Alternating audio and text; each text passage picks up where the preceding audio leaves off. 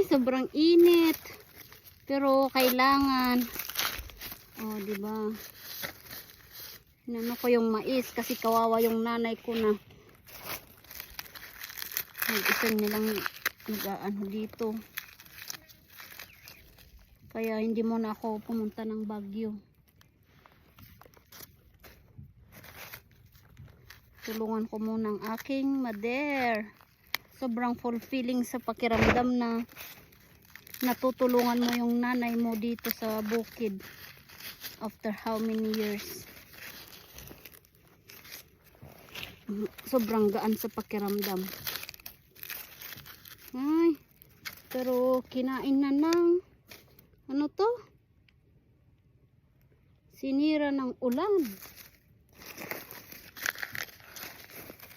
Kaya hanggat hindi pa inuubos ng ulan, aanihin na namin.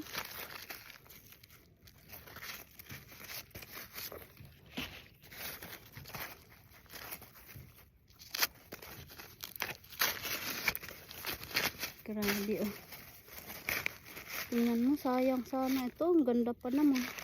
Pero dahil sa sobrang sa bagyo,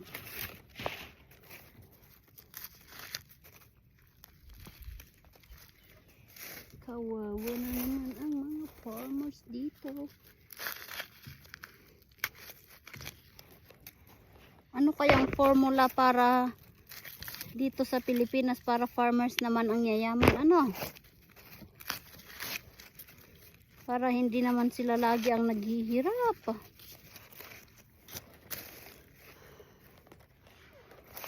Dalawang araw nga lang ako pumunta dito sa bukid. Diyos ko, parang pagod na pagod ako. How much more yung mga parents natin na everyday nagpupunta ng bukid.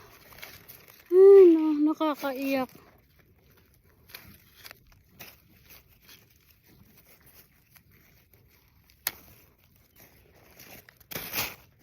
Ay, sobrang nakakaiyak.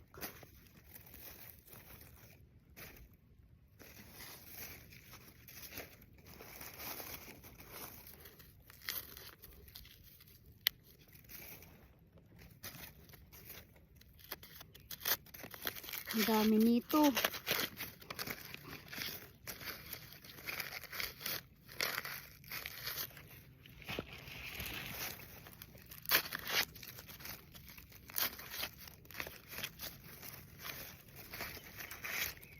Uhaw na uhaw pa ako. Wala akong dalang tubig pala.